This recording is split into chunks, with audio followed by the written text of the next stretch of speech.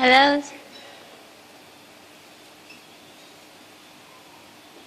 Ừ.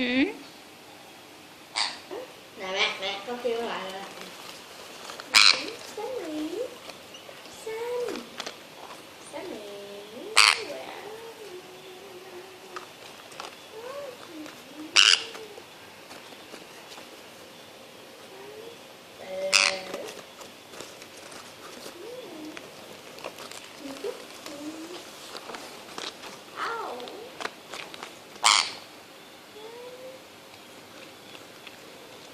Mẹ mới mua nữa hả?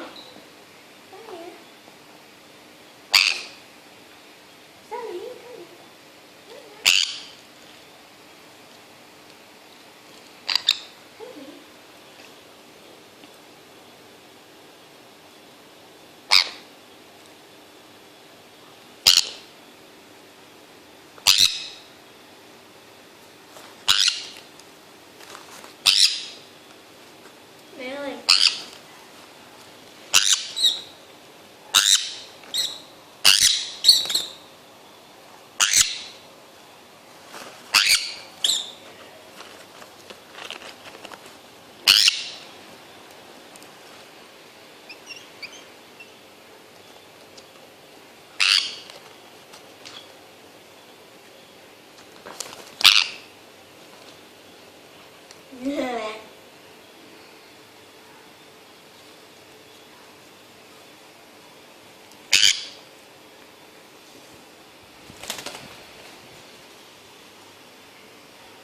Hey.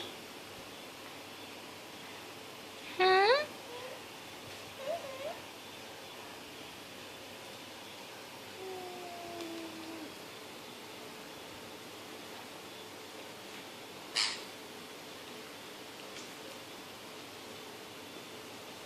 What you doing? What you doing? Hmm.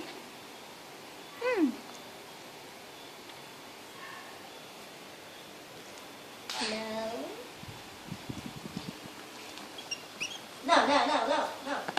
No. Trời ơi, bu vậy ha. Ừ. Níu. Bụp.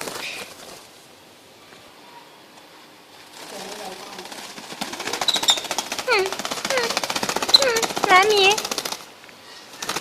Làm gì? Nó đi vòng vòng con ngoài. Ừ. Ừ.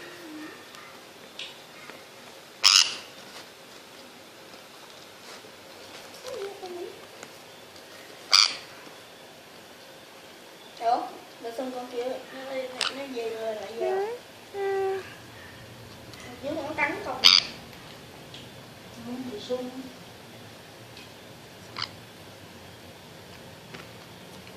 Ali. Ali. Ali. Ali.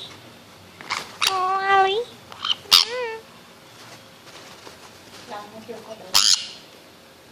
Nó chưa có mọc lông mà.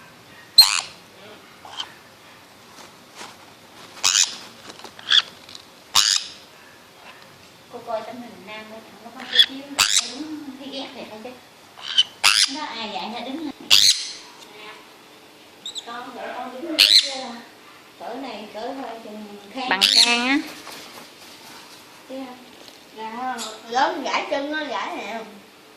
Dẫn con đứng về con còn đẩy cái tay về nữa chứ. Hey. Come here. Come here. Hồi đó út con còn mặt. Thôi nhảy chân sáo à. Thấy rồi Hồi nãy tính nhảy quá. Con để cái cây này nè. Con để này hết nhảy nè. Con để cái đó nó trốn bằng nam liền luôn. cô đẩy tới đâu nó đi tới đâu, nó ve tới đâu, đẩy tới đâu nó ve tới đâu.